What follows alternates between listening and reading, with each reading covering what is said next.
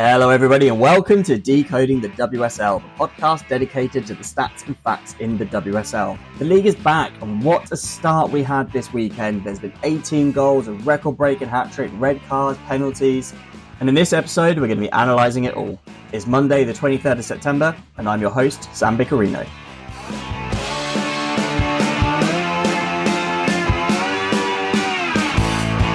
My listener, what a start we had to the WSL this weekend. The 24-25 season is underway and it was so good to have it back. I don't know about you, but I definitely missed it.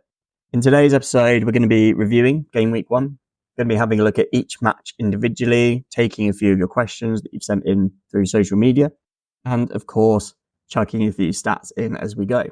Before we get on to any game in particular, let's just have a quick overview of what happened this weekend. The season got underway on Friday night under the lights at Kingsmeadow in the Hannah-Hampton derby. It may have been the lowest scoring game of the weekend, but it may have had the best goal with Johannerid and Kannerid strike, all that was needed to separate the sides in a very close game. Then it was United versus United at Old Trafford on Sunday lunchtime. There were two new captains on the field, but it was only one team that led the match, Manchester United taking all 3 points over West Ham with a 3-0 win. The other game on Saturday saw Brighton thrash Everton 4-0. All 4 goals from debutants, a penalty for Frank Kirby and a hat-trick from the Japanese Kiko Seike. They must have felt it was taking toffee from a baby. The first meeting of the Big Three started off Sunday as City visited the Emirates, the first time Meadema has faced their former side since leaving on a free in the summer. Both Miedema and Beth Mead scored equalisers as the game finished 2-2. Liverpool then hosted their first competitive fixture at their new home, the totally wicked stadium. No, I'm not making that name up. It's the home of rugby league side St Helens and was the perfect video for a scrumptious game where both teams would try to take the victory. But there was no mauling in this game as there was only one conversion per side, Haug's header and Finn's finish, meaning both sides took a point. Don't worry listener, that is the last of the rugby puns and I can hear you saying thank Ruck for that. Spurs hosted the new kids on the block, Crystal Palace, Robert Villaham's side giving them a pretty intense welcome to the league with a 4-0 domination. All in all then, a very good and very eventful weekend of football. We're going to take a look at each match individually, starting with Chelsea 1, Villa 0.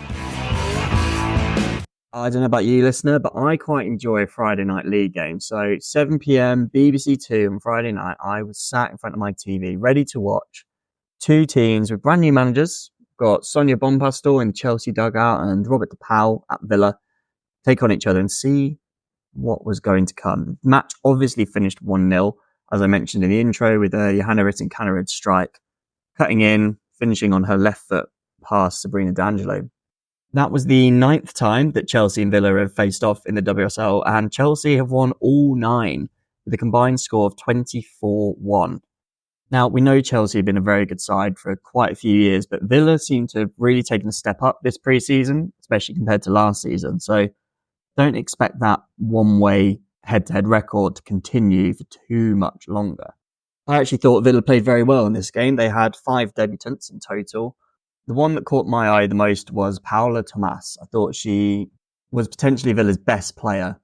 Aston Villa made 33 tackles this weekend, the most in the WSL. And Tomas got 10 of those. She was the player with the most tackles in the WSL. She also took the most touches in this game at 85, more than any of the Chelsea players.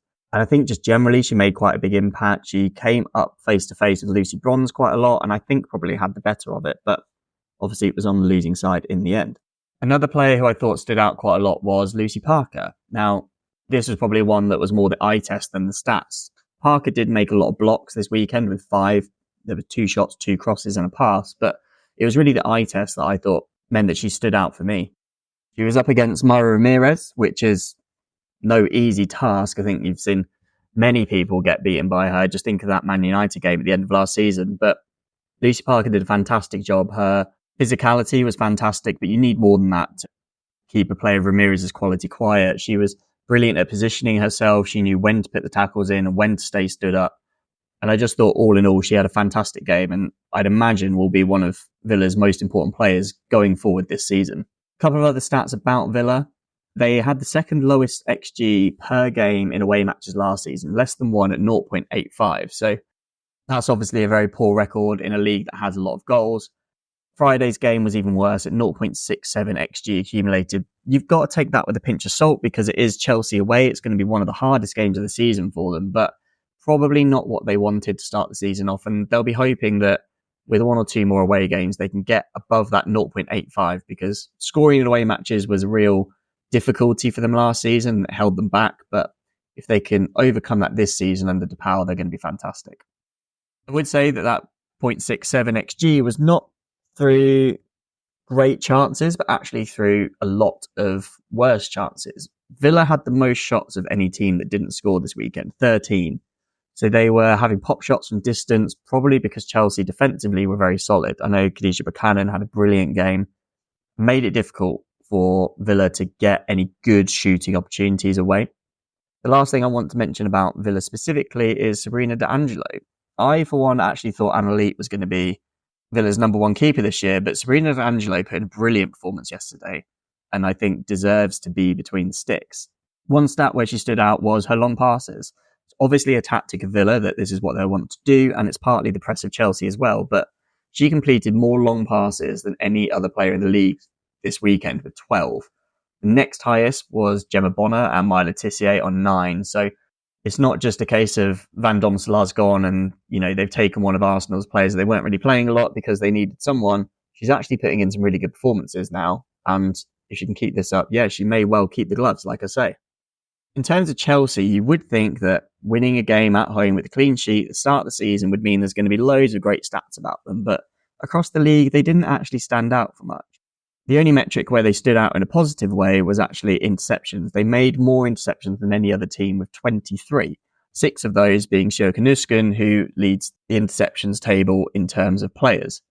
However, there were a couple of bits that probably stand out for the wrong reasons. Obviously, Johanna Rytting-Kaneryd got the goal. A fantastic goal it was as well from a brilliant player. But on the ball, she was a player that had some difficulty, as Chelsea did generally. And I think this is not so much Chelsea being poor, but actually Villa being quite good. JRK actually had the second most unsuccessful dribbles in the league this weekend with 5 out of 6 attempted. So only 1 was actually a successful dribble. As a team, Chelsea were dispossessed more than any other team in the WSL, which I don't think is a sentence we're going to be saying a lot this year. But like I said, it shows the quality that Villa had and the plan they've had in action. Chelsea were dispossessed 21 times, so near enough once every 4 minutes. And it's not like they dominated possession either, so it's not like they had plenty of opportunities to be dispossessed. It's just that Villa were quite proactive with getting that done and winning the ball back. But we've got to remember, as it's Chelsea, they are going to be inevitable and they are going to have that strange ability that some of the top teams do just to grind out those wins, even if they're not necessarily much the better team. Match finished 1-0. It's a clean sheet for Chelsea, and Kingsmeadow has a new queen, Sonia Bonpastor, and this will probably be the start of a very successful era. But they weren't on top of the table for too long because on Saturday lunchtime, there were bigger wins afoot.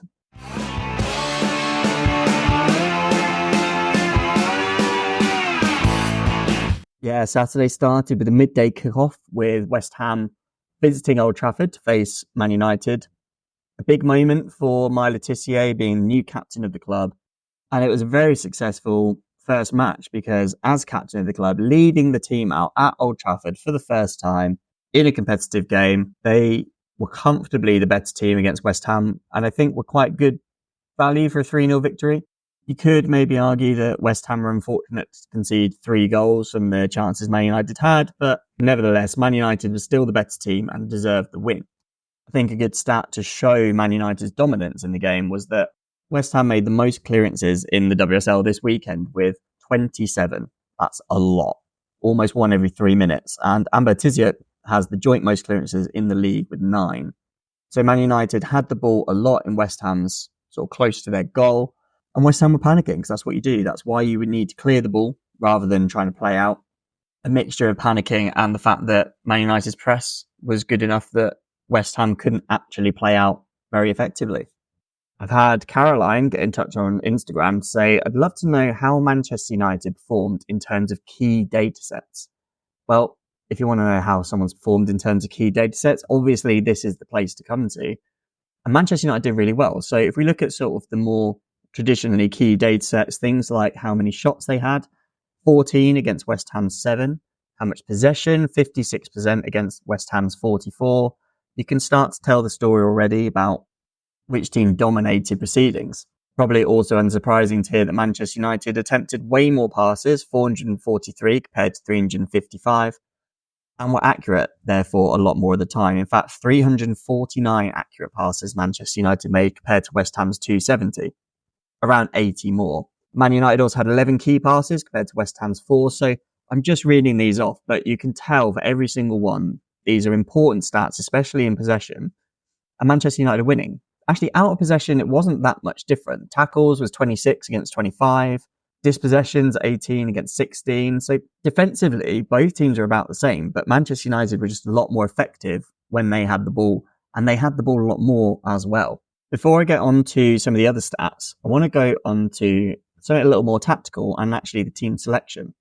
With Dominic Janssen coming in, I think a lot of people expected that Janssen and Maya Letitia were going to end up being the back two this season, with Millie Turner then dropping to the bench. But Manchester United actually did something a bit different. So I assumed that Gabby George would be the left back, but no, it was Leah Galton that Mark Skinner put in that position.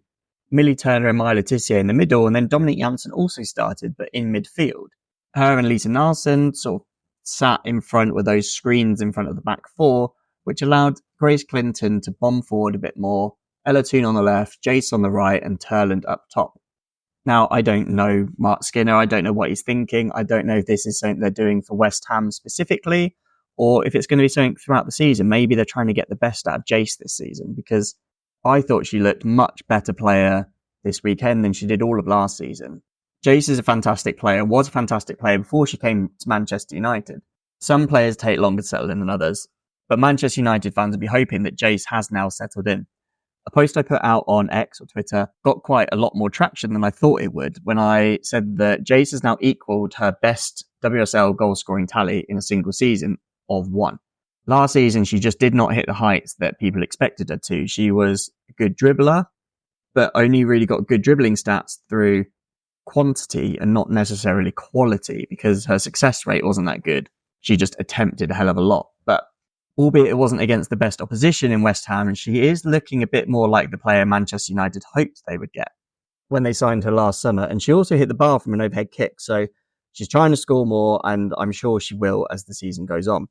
As I said a few minutes ago, I wanted to go into some more of the stats from Manchester United, and the one that I wanted to pick out was the aerial duels. So this game had more aerial duels than any other in the WSL this weekend. It had 33, and Manchester United won more aerial duels than anyone else, 19. And Manchester United's new captain, Maya Letitia, was a big part of that. She was involved in the most aerial duels in the league this weekend with 10, and she won 80% of those. That's even more impressive when you know that the 8 duels that she won was more than anyone else actually competed in. No one else contested more than 7 in the whole league. Another stat that shows how good she was in the air is that no one else in this game won more than 3 aerial duels. There were a few players on that. Obviously, she's got more than double that. And Rico Eki, West Ham centre forward, and the person that Letitia would have been fighting in the air, lost more aerial duels this weekend with 5 than anyone else in the whole league. So all in all, Man United dominated West Ham. They got more shots. They had more possession. They were dominant in the air. They were forcing West Ham into panicky clearances. They had 3 different goal scorers, which is always good news when you know that multiple players in your team can score. And although Man United probably didn't deserve to win by 3 goals, they definitely did deserve to win the game and kickstart their season in a fantastic way, in a way that Mark Skinner would have been praying for, because after the issues he had, especially with fans wanting him out, or a lot of fans anyway, not necessarily all of them, if he'd have started this season at home at Old Trafford to West Ham and hadn't got a victory, probably they'd definitely start having rumours circulating, and a lot of fans have been unhappy with him straight from the off. So after losing big players like Katie Zellum and Mary Earps, hitting the ground running is exactly what he needed, and exactly what Manchester United needed too.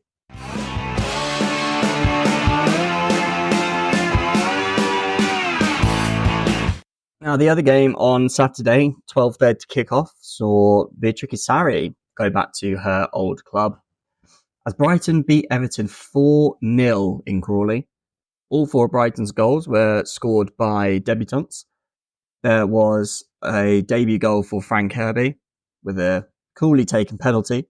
But the big story was Kiko Seike. So for those that don't know who she is a 28-year-old Japanese international signed from Urawa Reds over the summer, and she became the only player in WSL history to score a hat-trick on their debut.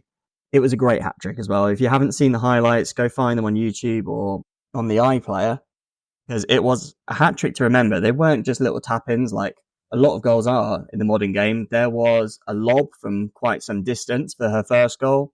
Second one was a good header at the back post. And the third goal, she absolutely smashed it into the top right past Courtney Brosnan, really giving the keeper no chance whatsoever. It was a fantastic finish. She has become the only player so far this season with 2 or more goal involvement, so that is goals and assists. Everyone else has, well, either none or they've either scored or assisted. No one's done both.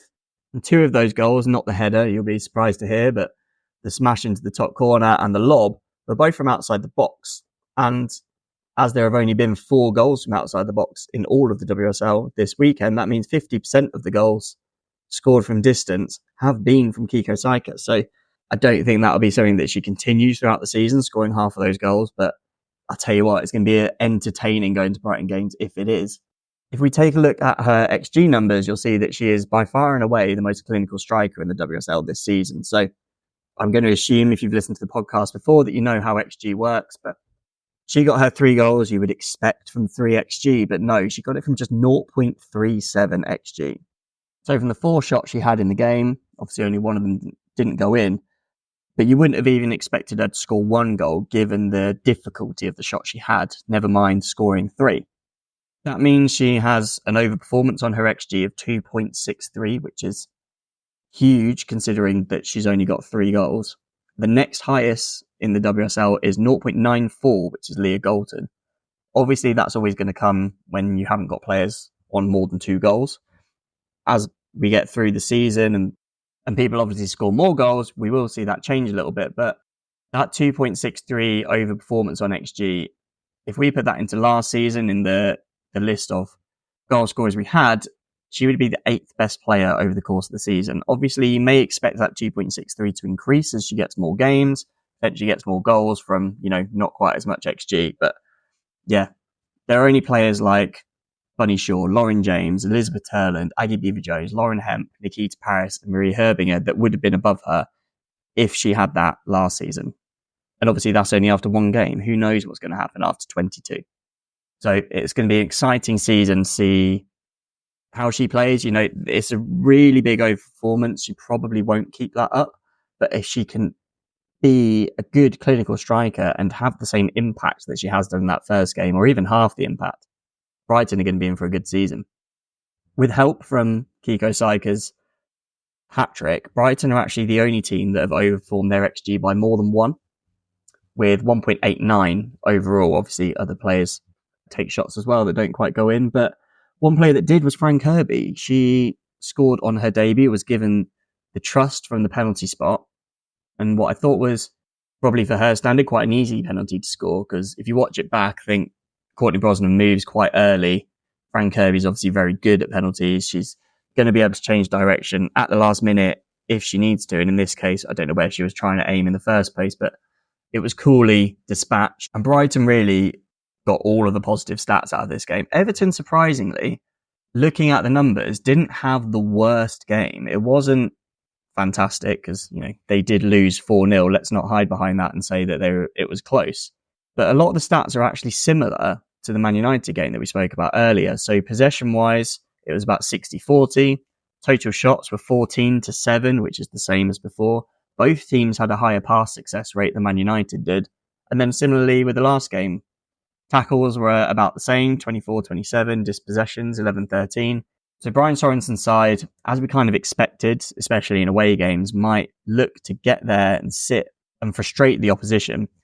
Didn't work on this case, and they didn't really have a plan B for it, because Dario Vidicic's side just did so well, keeping that pressure on. And, from the look of the numbers right from the very start, they were the better side, even if it was only 1-0 at half time. There were a couple of stats where Everton stood out, and one's kind of a good one, one's definitely not. So I'm going to start with the negative one, especially, which is Vitriki Sarri. She's obviously moved from Brighton to Everton her first competitive game for the club. And I think she was probably trying a bit too hard to impress on her own, because she had the most unsuccessful dribbles in the league this weekend with 7, and she only attempted 8. So attempting 8 dribbles and only completing 1 is not a good rate. Your top players will be completing 50, 60%. To be completing 12.5% is not ideal, especially when it's against a team that you already know, and she'll have wanted to do a much better job than that. The other stat that I wanted to mention on Everton especially is Megan Finnegan, because last season she had some really good numbers in those defensive actions, as you might expect from a centre-back in a team that likes to sit back. But she finished the game with 3 blocks, and is the only player in the league that finished with 3 blocks in a game. So she's putting her body in the way, she's being brave and committing to the team, which is absolutely what you want to have from your captain. And I think if I was an Everton fan, I'd gone into that game, you've come away with a 4-0 loss, and if your centre defender captain has had a poor game in that, it's not going to fill you with a lot of confidence going forward for the season. But if she's throwing herself at it and is still trying to the very end, then it gives those fans a bit of hope and the rest of the team a bit of hope. It sets an example and something for them to then build on. So I think Megan Finnegan's performance herself, although she'll be, not proud of it with a 4-0 loss, why would you be? She was probably one of Everton's better players, and like I said, sets that example and gives them something to build on a bit going forward. The final thing I wanted to touch on with Everton overall is that Aurora Galley went off with an injury towards the very end. It didn't look good. It looked like she was in a lot of pain in the way she went down. So with an injury to her leg, in women's football especially, you obviously fear the worst. You hope it's not something too bad, but it was a lengthy injury break so that she could be treated, and eventually did walk off the pitch, albeit very slowly and with a lot of help. But we wish her the best going forward, and hopefully it's not one of those long-term ACL injuries, and it can be a bit of a quicker return for her to football. I'll be honest, this game surprised me a bit. If anyone's listened to the predictions and the reviews that we've done for both Brighton and Everton, I wasn't overly confident they were going to do too well. I think they were both going to be in that sort of 9th, 10th area come the end of the season. But today's kind of changed my mind a bit, because I think Everton looked like the sort of team that I still believe will be in that sort of way. I think they probably will have enough to finish above West Ham and probably Crystal Palace as well. We'll get onto them later. But Brighton really surprised me today. Dario Vidicic is into his 3rd season as a manager after the first 2 being in Melbourne. It's his first taste of European football as a manager, and he's really got this Brighton team clicking really well when they've lost some big players. Obviously, Elizabeth Turland's the main one, but Katie Robinson's also gone. She was a big attacking force. Victor Kisari is another player that's gone, and they've brought some really good players in. We know the qualities that people like Fran Kirby has, and Jelena Kankovic. Kiko Seike has obviously been a fantastic signing. She's already got a hat-trick. I think the confidence this Brighton team had going into the game and playing through it shows that they believe in what Dario Vidicic is doing, and he is installing a lot of confidence within the players, because you don't play like that if you're not confident in the way you're playing and in your own ability. So Brighton might be a team that I've underestimated this season. I still don't think they're necessarily going to be a top half team, but yeah, they're not going to be flirting around the relegation zone by any means.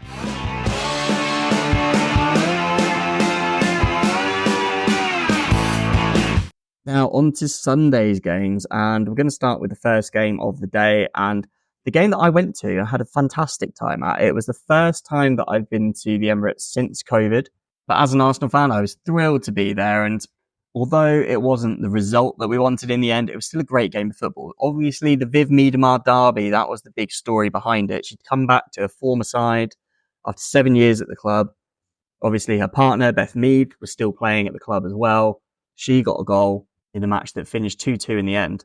And before I get into the stats too much, I just want to touch on like an eye test of it. Because obviously, I've managed to watch the whole game, and in person, you get to see the game in a bit of a different light than you do if you're watching it on TV. So something that I picked out yesterday was that there were 2 Spaniards on the pitch that I thought were potentially the players of the match. And it wasn't Caldente, as you potentially expect, but Cadena was absolutely fantastic for Arsenal. Lotte Wubben-Moy, don't get me wrong, did her bit, but Cadena was the one that really kept Bunny Shaw quiet. And it wasn't just counteracting Bunny Shaw's best qualities, like her strength and her bravery, that made Cadena so good, but it was also that speed of thought and that quality of the speed of thought as well, where she was putting her body in the right places. She was getting there before Shaw had a chance, and Arsenal just generally closed her down quite well and just didn't let her play her game, which is much easier said than done when you consider how good Bunny Shaw has been the last few seasons. The other Spaniard that I thought had a really good game was in Man City's defence. It was Alexandri. She started at centre-back, ended up moving to left-back later in the game once some subs had been made due to injury. And she was brilliant. She was electric with her pace, and against a player like Blackstenius, who I think was in the squad in this game because of her pace and because Arsenal were going to try and do Man City on the break, you need a player with a lot of pace in your back line. That's exactly what Man City had in Alexandri. And again, she kept Blackstenius very quiet, probably not quite as quiet as Arsenal kept Bunny Shaw, but nevertheless still a fantastic job done. Caldente is the big signing this summer for Arsenal. She's had a phenomenal career already at Barcelona and with Spain, and she's obviously, she's not past it. She's still in her prime. But today, I don't think she was that effective. She started on the left and did some good work down there, but was largely kept quiet. She was allowed on the ball quite a lot, but didn't really get on the ball in dangerous positions. So she could try and create for others, but couldn't get through herself to actually get into many goal-scoring opportunities, getting touches in the box, getting shots away, that sort of thing. Then later on, Arsenal took Frida Marnham off. She was playing the sort of number 10 role and brought Rosa Kafaji on. Rosa Kafaji then went out wide and Caldente came into the middle. I know I was listening to Arscast with Tim Stillman and Jamie Spanger earlier, and Tim mentioned speaking to Jonas Eideval, and Jonas basically saying that he wasn't necessarily putting Caldente in the middle because she thought she'd be better there, but mainly because he wanted the fresh legs out wide and wanted to keep Caldente on the pitch, so that's where she ends up. I don't think she was anywhere near as effective when she went into that role, but given the situation, I think it was one of those where they were being proactive with their tactics and it was the play that needed to come. Something else you don't hear or don't get the full experience of when you're listening on TV is the crowd. And the loudest that the crowd were today were when the double substitution came and Beth Mead and Alessia Russo both came on. I felt a bit sorry for, I think it was Marnham and Cooney Cross that went off at the time. They got a bit of the applause, they got a bit of a cheer, but the noise of when Russo and Mead came on, you can tell that they're fan favourites because you don't have any eardrums 5 seconds after they've been announced. On the pitch, however, it wasn't quite as even. They both got a big cheer, but it was only Beth Mead that got another one because she was the only one that really affected the game, scoring the equaliser to make it 2-2. Alessia Russo, her main highlight of the game, the thing that you'd have seen if you didn't actually go to the game and maybe only seen one thing of her, was probably her miss. Not her miss, but I don't know how to word it politely, maybe her pass to the keeper. She was played through one-on-one, got into a really good position. I think she must have just panicked because if you watch this back, it's one of the worst shots you'll have seen for a long time. That is still technically on target. It was very much soft. It was on the floor. It was exactly what Yamashita wanted after probably being quite stressed of Russo running at her. But overall, Arsenal would definitely the side with the better chances. If you look at the XG, I'm going to start going to the stats of this now. Arsenal had 2.48 XG compared to Man City's 1.13, so a 1.35 XG difference. They've won the game on XG. You would expect that given the chances that both teams had, Arsenal would have won the match by a goal, but as we know, the game is not played on paper, and that is why we love football. Let's get a bit further into the stats, because this game had the most shots in any game in the WSL this weekend with 31. It was a really entertaining game. 5 of those shots came from Viv Miedema, who had the second most shots in the league this weekend. There's obviously going to be a lot of talk about Viv Miedema because she is such an important player for Arsenal or was an important player for Arsenal, I should say, and is going to be an important player for Man City just because of the quality that everyone knows she has. But I think her goal scoring intentions were very clear because although she had the second most shots in the league with 5, she didn't create a single chance. And when you've got a player playing in sort of like a left of a midfield 3, yes, fantastic if they get some shots away, but you also need them to be creating chances, and that's just not what she did. It'd be interesting to see how they use Miedema going forward. They've obviously got a lot of attacking players. Jess Park likes to play a bit higher up. Chloe Kelly and Mary Fowler can't even get on the pitch to start the games. You've got Bunny Shaw. You've got Lauren Hemp and Fujino got start on the right wing. I think to get the best out of Viv Miedema, who is one of the best players in the league, she's potentially one of the best players ever to be in the league. Let's not forget that. If you're going to get the best out of her, I don't think you get that from playing centre mid. But this is the complex that Guy Taylor has to solve, where do you put her in midfield where she's not as effective, or do you actually put her in a position where she's going to affect the game in the way that you know she can and be a match, potentially in a game like yesterday where Bunny Shaw isn't quite getting the success that she normally does. Maybe Viv Miedema should have been played a bit further forward, take Bunny Shaw off, put someone else in midfield like a Laura Coons, but I'm sure Man City will still be relatively happy with a draw. It's not quite a win, but 2-2 away at one of your title rivals. I think if you offered a Man City fan that before the game, they probably would have taken it. City were definitely the team that had the more interesting statistics in this game. Alex Greenwood is the only player in the league this season to complete over 100 passes. She made 108. They also got the most yellows with 5. A couple of those coming for chat as well to the ref rather than bad tackles themselves. City did actually make the fewest tackles in the league, which isn't really a combination you see very often of the most yellow cards and the fewest tackles for the same team. But yeah, only 9 tackles made, but 5 yellows. And I think something that helps tell a story a bit around the XG as well. Obviously, Man City only getting 1.13 XG is not a lot for a team that has one of the best strike forces, well, not just in the league, but in the world. They didn't get a single shot in the 6-yard box, and they had the most shots outside the box in the league with 7. That shows that Arsenal are making City resort to those sort of like pop shots from distance, and a bit like the men were in the game later in the day, although probably not quite as intense as that one. Arsenal were happy to let certain players on the edge of the D take those shots. If you saw Viv Miedema get the ball, or if you saw Jess Park get the ball, obviously she did score from distance. They weren't allowed a lot of time generally. They're closed down pretty quickly. But when you saw people like Kasparai or Hasegawa, or maybe even Alex Greenwood get the ball outside the box, Arsenal were tending to let them have it. I think Manuela Zinsberg is quite a good shot stopper from distance generally. Obviously, she wasn't able to stop Jess Park's goal. But Arsenal are confident that if you let a Man City player who isn't necessarily known for their long-distance shooting shoot from outside the box, they're probably going to be fine. So Man City ended up resorting to that as well because they were struggling to actually create chances. And there we go, 7 shots from outside the box. Obviously, shooting from outside the box tends to be less XG than a shot from inside the box. That's exactly what we see with that 1.13 XG, as I mentioned earlier.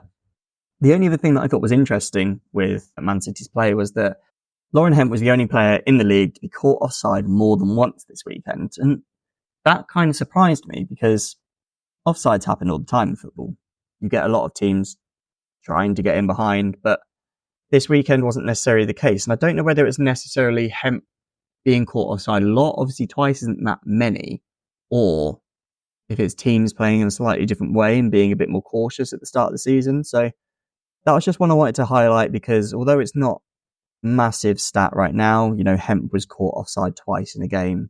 I think it'll be interesting to monitor that over the coming weeks and seeing if that is a trend that we see, that we're getting less offsides than we did last season.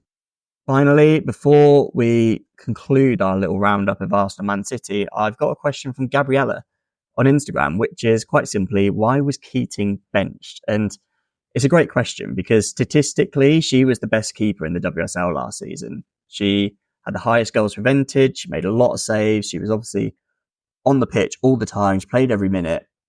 So for her then to be benched, both for the Champions League game in midweek and now for the first league game of the season in a very big game, it does ask questions of why is this happening? Because has she dropped off or what's happened? You know, in terms of what's happened to Keating, obviously we've not really seen her play. There's been, I think she played a half in Australia in pre-season against Leicester. I didn't see the other game they played, but she had no particular problems there. So unless something else has happened behind the scenes, we never know what's going on in someone's personal life, etc. There may be something there affecting it, but my guess would be that it's not necessarily about Keating not being good enough, but it's about Ayaka Yamashita that's come in.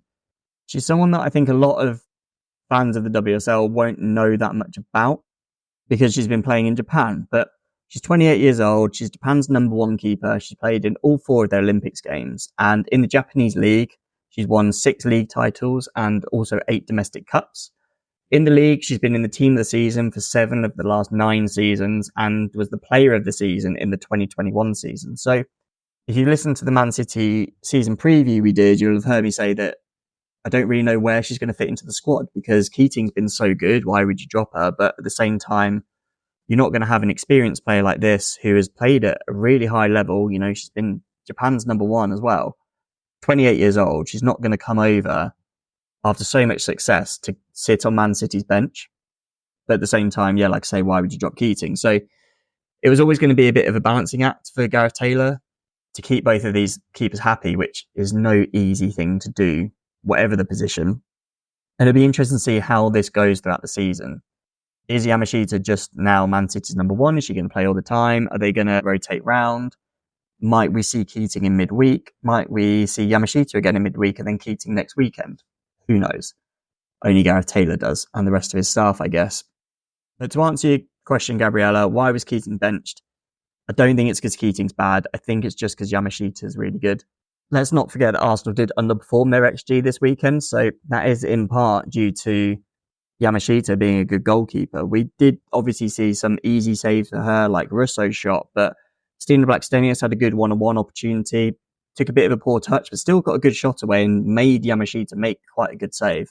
We can expect her to, I think, be playing quite a lot this season and be playing in some of the big games because she is so good. But I also do think that Kiara Keating is good enough. And if they don't both get the pitch time they want, you know, if one of them's on the bench a bit too much, we might see maybe a loan deal or even a permanent transfer in January or at the end of the season. Because realistically, they're both good enough to be playing at a high level, potentially even at a Champions League level.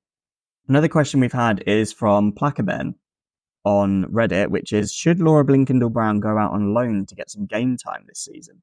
I think that's one that needs monitoring throughout the season because let's not forget that this game is, you know, it's Arsenal versus Man City. It's 2 teams that are going to be way up there come the end of the season. But Laura Blinkendal-Brown was on the bench and an unused substitute today. I think that's largely because Gareth Taylor needed to have his best players on the pitch until the end of the game. And he was a bit too nervous to maybe take off a player like Hasegawa or maybe Jess Park to get that done. I don't think she's a player that's going to be kept on the bench all season. I think she might struggle to get some pitch time when they play, you know, the likes of Arsenal or the likes of Chelsea or maybe even in the harder Champions League games. But let's see how they go on this season. You know, Man City's next 2 games in the league are home to Brighton and at home to West Ham. So they're the sort of games where she can come in and give a rest to those sort of first 11 players as such. If she's not getting any game time in those, then absolutely she needs to go on loan because she's a great young talent and she needs to be playing week in, week out. I don't think if she goes on loan, she's going to be going to another, you know, an Arsenal or a Chelsea or a team where she's going to be having the opportunity to play Champions League football. But I wouldn't be surprised to see a team like maybe even Aston Villa, see how they start to the season, but probably more something like Liverpool or even an Everton if they can afford it. Getting a player like Blinkendal-Brown in on loan, giving her the pitch time so she gets what she needs, they get what they need, improve their squad. And Man City obviously then don't have a talent sat on the bench and not then being able to get up to her potential. I think overall this game was not a surprising result. I think as an Arsenal fan, if you'd have said to me before the game, would you take a 2-2? I'd have potentially said yes, because I really didn't know which way this game was going to go. And if Arsenal could get the win, fantastic. And that's a great win over one of your title rivals. But if Man City were to get the win, I think it'd be really hard to catch them up. And I think Man City have probably got a bit more of a chance of winning the league this year than Arsenal do. So keeping them to a draw is fantastic. I think it gives Arsenal a great chance moving forward. From a Man City perspective, I think they'd probably be relatively happy with the draw as well, because in an away game at the Emirates, a lot of their players won't have played at the Emirates before. It's a hard place to go for a lot of teams, especially in front of a hell of a lot of home fans. I think the attendance was something like 41,000. And yes, you know, I didn't see every single person, but I only saw 3 Man City shirts. They didn't have a lot of support there. And to come away with the draw, stop Arsenal winning, more importantly, is something they'll be really happy with. And I think if they can go to Chelsea and do the same and get at least a draw there, and then beat both Arsenal and Chelsea at home, they'll be over the moon with that. The 2-2, A result both teams would be relatively okay with, albeit they'd have rather have won, obviously. They probably had chances to, both teams. I think Arsenal give it a little bit more aggrieved than Man City did, but all in all, about right.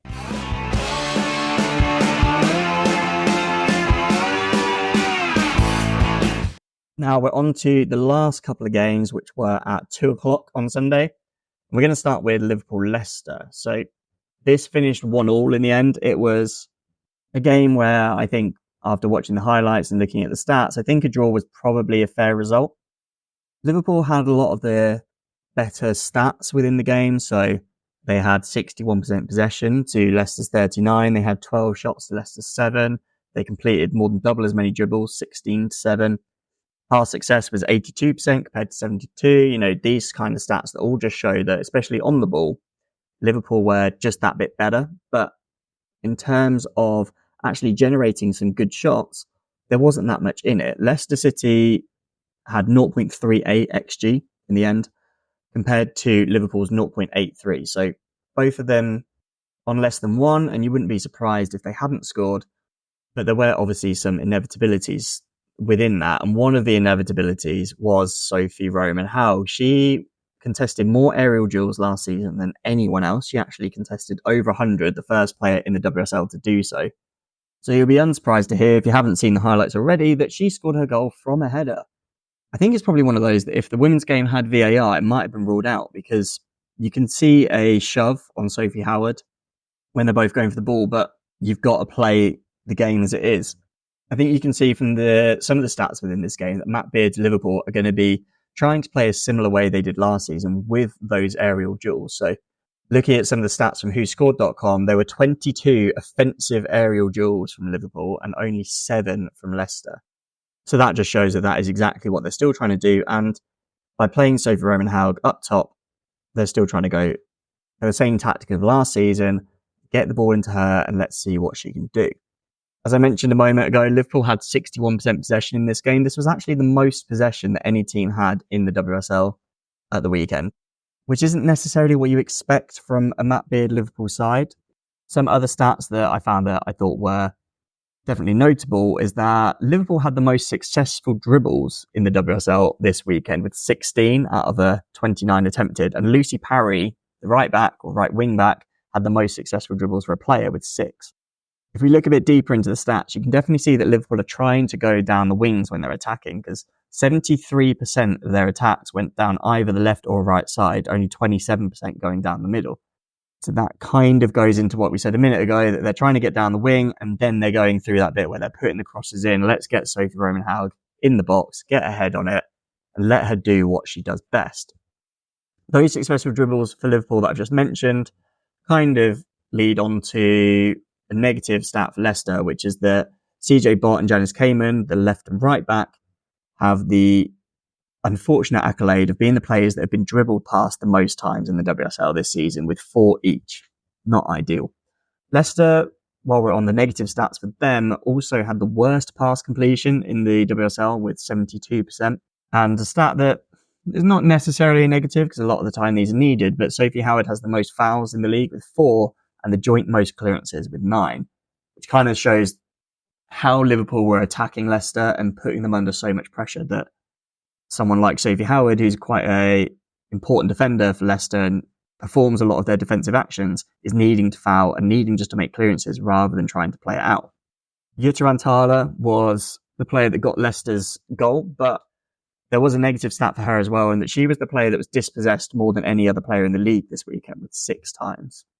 I don't know if that's a case of she's trying to do what Liverpool are doing to Leicester, or that's what her game plan is anyway, just to take people on, but Liverpool was snubbing it out quite well. I think Leicester worked this out a little bit as well, because Rantala was on the right wing with Missy Goodwin, who has been a sub for quite a few years and is now starting matches.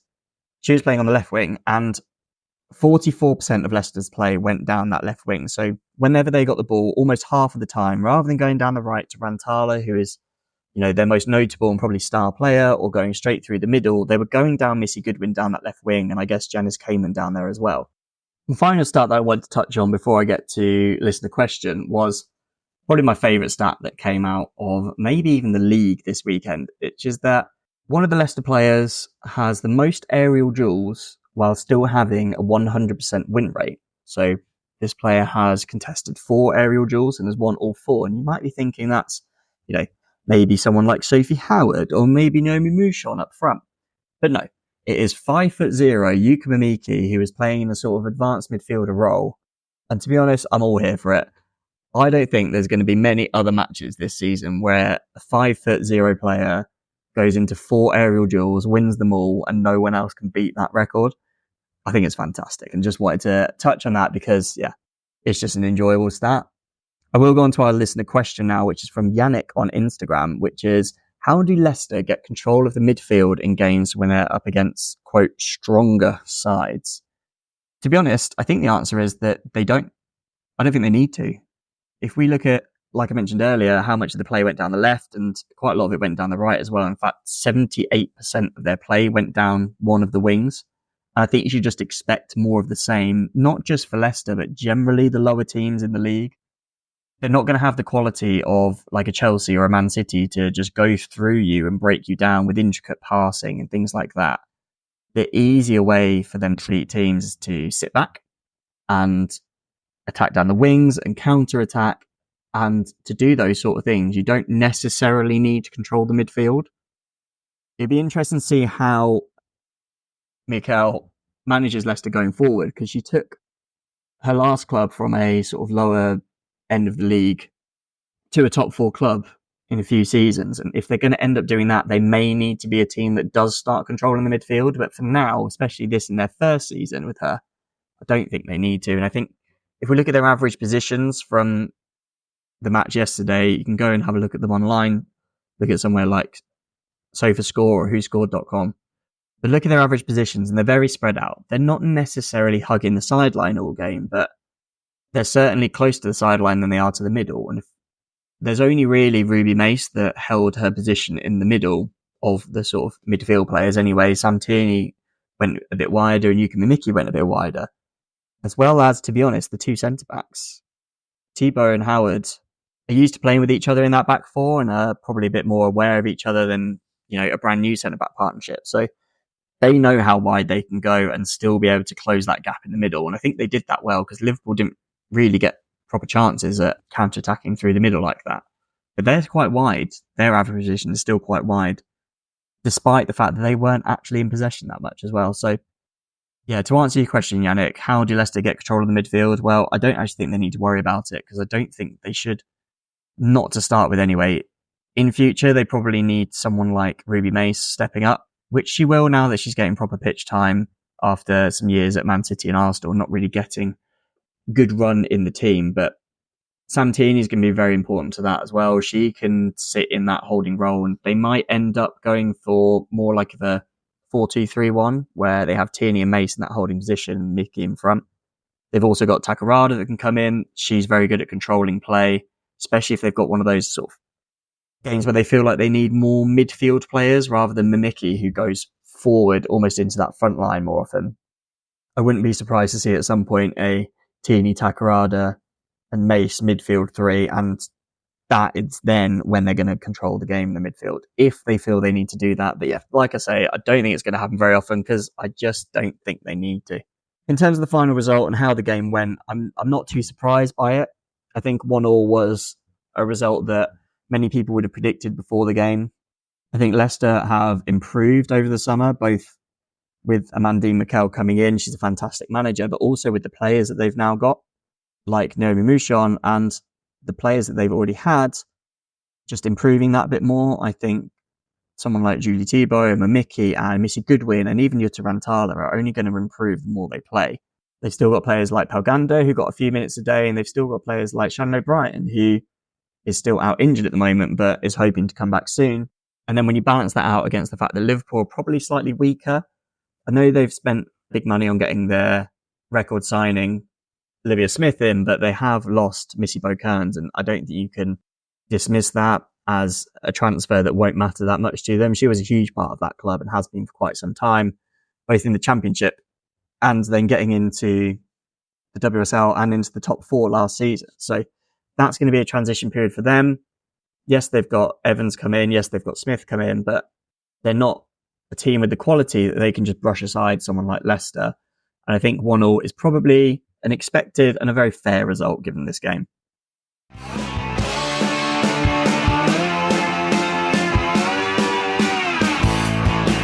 On to our final match in this review, and it is Spurs 4, Palace 0.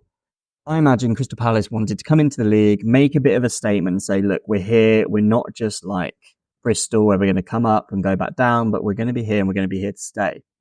And Robert Villaham's side just said, nah, because this was a really comprehensive victory and one that, to be honest, I didn't necessarily expect Palace to win or actually get a point out of this game. I very much thought it was going to be a Spurs victory, but I didn't expect it to be quite so convincing.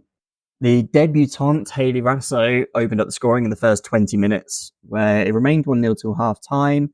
In the second half, there was Jess Naz, Drew Spence, and Olga Atanen that got the goals. Spence and Atanen's goals in particular were excellent. I think Palace and probably Shea Yanez herself in particular will be quite disappointed with the first 2 goals. I think Hayley Raso's goal was within her reach. It was a very slow shot across goal, but with the speed that it came across, I just think Shea Yanez has got to be getting there. And Jess Naz's goal basically went through her. So 2 goals to put behind her, quite literally. But as they move on throughout the rest of the game, she did have quite a good game, actually. She made the most saves in the WSL with 12. So despite conceding 4 goals, she still managed to make 12 saves, which I think is very indicative of how much dominance Spurs had in this game.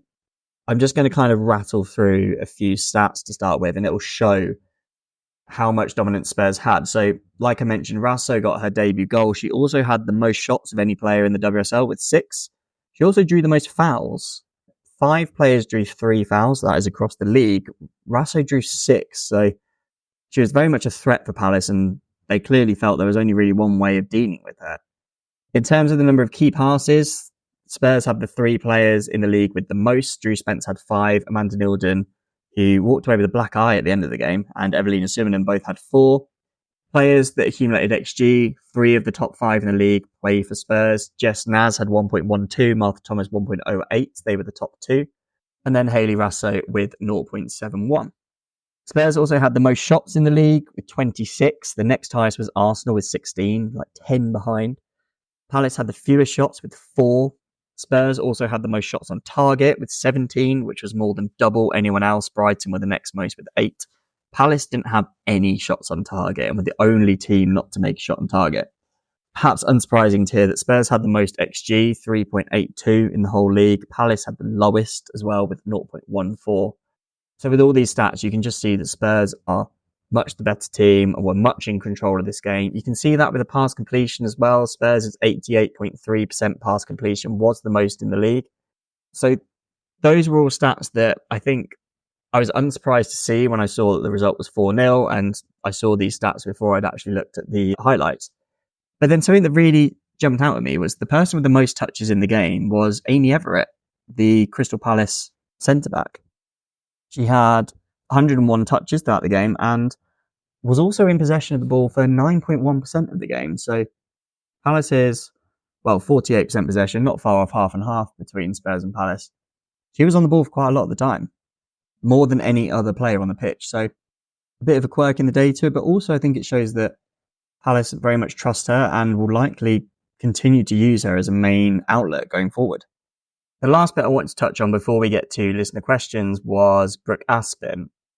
So she's 19. She played at Bristol City last year on loan from Chelsea. She's now gone to Palace and she got the only red card in the WSL this weekend. So she came on the 64th minute, didn't actually start the game. And in the space of, seconds, basically, she got a 93rd minute red card. I think this is a case of a frustrated player because A, she's not been starting, but B, because they're also 4-0 down in a game where they were just getting so dominated. The first yellow card was for pulling a player back, which I think if you've watched it back, if you watched the highlights, it was a completely fair yellow card. And then the second one is she just seems to lose her head. She kicks the ball away, she shouts at the ref and treats the ref in a way that is just undoubtedly going to be getting her a second yellow. Obviously then gets sent off and I think realises how much of a a major thing that is, not just for the team, but for her. It'd be interesting to see what happens with her moving forward, because I'm hoping she takes this as a lesson to say, look, you can't do this, because at the top level against a really good team in Palace, this is just what's going to happen. Yeah, I don't know exactly what's going on with her. I imagine there's probably a bit of frustration about being left on the bench. There's a bit of frustration about being thrashed by Spurs. And there's potentially a bit of frustration that after a very difficult season at Bristol last year, difficult in terms of the results every week, she's now potentially going to be in the same thing at Palace. I think it all just came out at once. Hopefully she learns from it. She realises she's got to keep her head better than that, especially if she wants to actually get in the starting 11. But yeah, I just wanted to touch on that quickly because I thought that was an important, not necessarily part of this game, but something for Palace as a squad moving forward when they've got quite a lot of players coming in and players need to prove themselves. Now, for this game, we've got 2 listener questions. The first one comes from Bowling for Some on Reddit, which is Crystal Palace's performance on Sunday indicative of their roster overall, or was it a roster management issue? They seem to have the players to be more competitive, but I'm not sure the right players were on the pitch. What are your thoughts? It's a very good question, the one that we kind of alluded to in the preview show that I did with Finn and Jamie, in that they do have a lot of really good players in their squad now. They've had a really good window. They obviously lost quite a few. They've lost Elise Hughes to an ACL injury as well, who was their top scorer last season.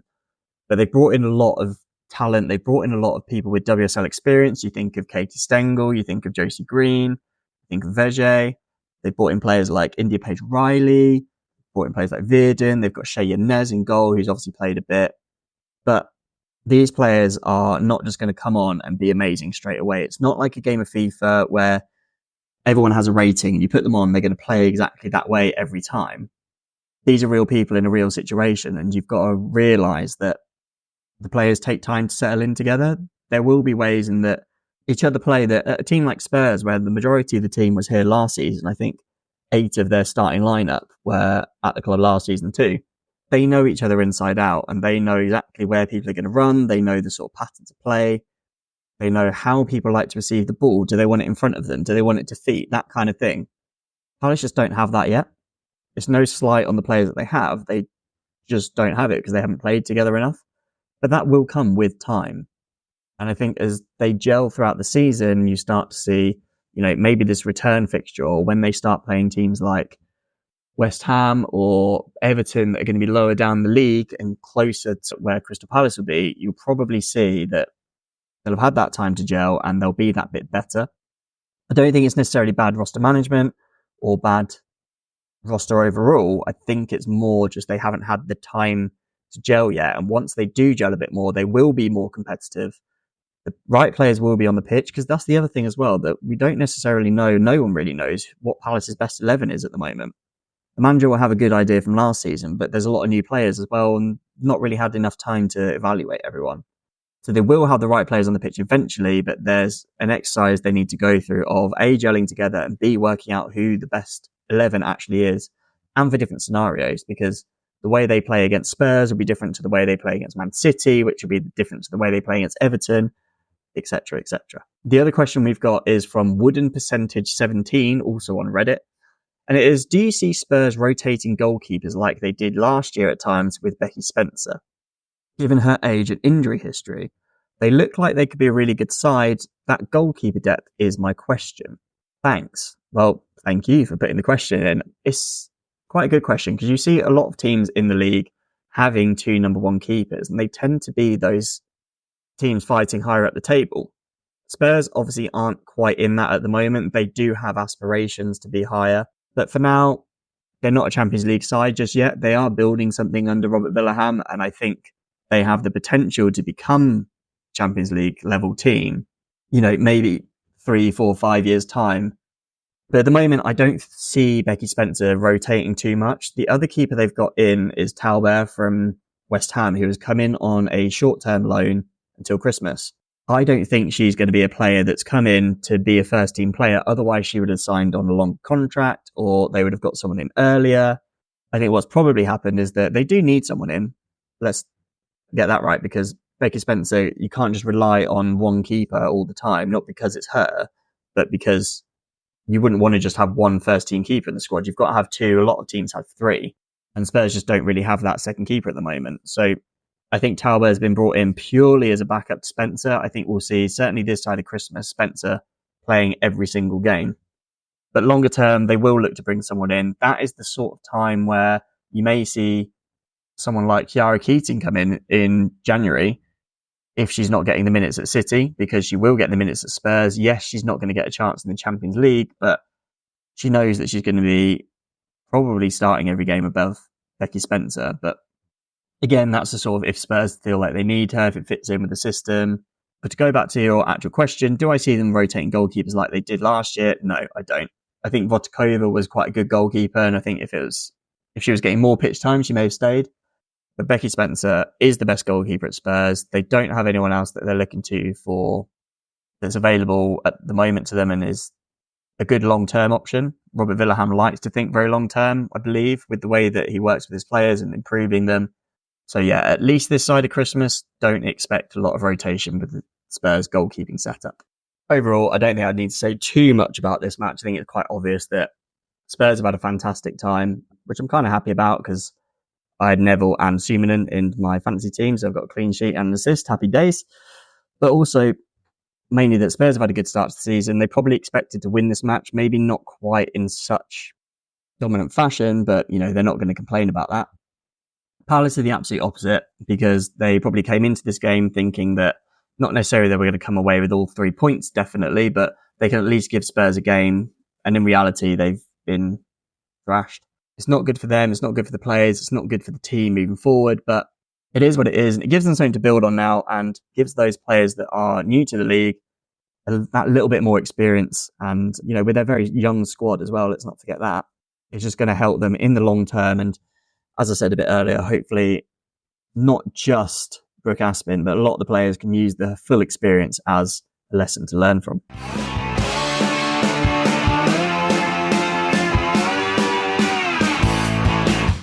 There is one more listener question that I wanted to leave to the end of the pod, which is from XYZ123 on X.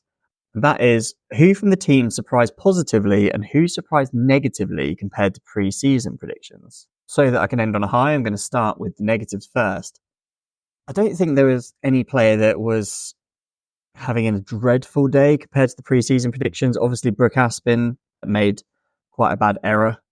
Hopefully that'll be something she'll learn from. It wasn't necessarily an overall bad performance. It was just a sort of 20 seconds of seeing red, I guess, in more ways than one. I probably wanted a bit more from Missy Bocairns on her Aston Villa debut. It's always a difficult place to go. Chelsea away, they've just won the league again, but she won none of her 4 aerial duels. She lost all of her 1v1s, 1 attacking, 2 defending. She only had 70% pass completion. Just thought she might do a little bit better. It wasn't a nightmare performance at all, and I wouldn't expect her to be dropped for it. But I just thought she might have had a bit of a better result in terms of the numbers that she came away with. The only other player that I think I expected a bit more from was Elizabeth Turland, and that's definitely, I guess she did surprise in a negative way, but more because I had quite high expectations from her. Before the start of the season, I predicted that West Ham are going to be the team to go down. So I thought, last season's second top goal scorer, playing in a team where she's going to get more chances, this is a perfect time for her to make her mark at Man United, get a goal or two, and really introduce herself to Old Trafford. She didn't come away with any of that. She didn't get assists. She didn't get any goals. But she didn't have a terrible game, so it wasn't a bad game from her. I just thought probably wasn't quite as good as I expected. But let's get to the positives, because there's probably 3 players that I want to highlight. Obviously, Kiko Seike is the main one. She got a hat-trick on debut from 0.37 XG. It's a player that I didn't know that much about before she came to the league. So, not necessarily expecting the world from her, not expecting a horrendous performance either, but certainly wasn't expecting her to score a hat-trick on debut with 2 goals outside the box as well. Like I said, off 0.37 XG, 2.63 over performance. Next couple of players that I want to highlight are more kind of a bit more on the eye test rather than on the stats necessarily. But one is Jace, who didn't have a very good season at Manchester United last season. She didn't hit the ground running. I don't know if she just didn't settle in properly, or I don't know if nerves got to her, whatever it may be. Something didn't click. But in the game yesterday, She looked like she had a lot more confidence. She looked like she was a lot more efficient with what she was doing, a lot more effective with it. So rather than just doing lots of dribbling, she was actually getting outcomes from it. So I don't know if she's just settled in better, if she feels like she's got a point to prove, who knows, but something's gone right for her. The other player I wanted to give a shout out to was Lucy Parker. She obviously played for Villa at centre-back against Chelsea. I know she didn't win the game, but Paola Thomas is going to be the Villa player that will get any headlines if there are any. So I felt like I wanted to give her, as in Lucy Parker, a shout out because she dealt with Ramirez so effectively. Ramirez, I think for a lot of people, is one of the best strikers in the league. Maybe for some people, even the best. So to keep her quiet with a player that is so clinical and so strong and so fast, Lucy Parker had to match all of that and do it smarter. And that's exactly what she did. There's definitely a player in Parker that I think for those more defensive games that they're going to play, she's going to be a massive help. For the ones where she's on top, probably Anna Patton is more the distributor, more the person that's going to help them going forward. But as a pure out-and-out defender, Lucy Parker is fantastic. And she's not a panicker either. She's very calm on the ball and finds that pass out, not just clearing it constantly. So, yeah, I wanted to give her a shout out too, and definitely surprised me positively because, yeah, like I say, she's another one that I didn't necessarily not expect much from her. I didn't expect her to be bad. I just didn't necessarily expect her to have that good a game.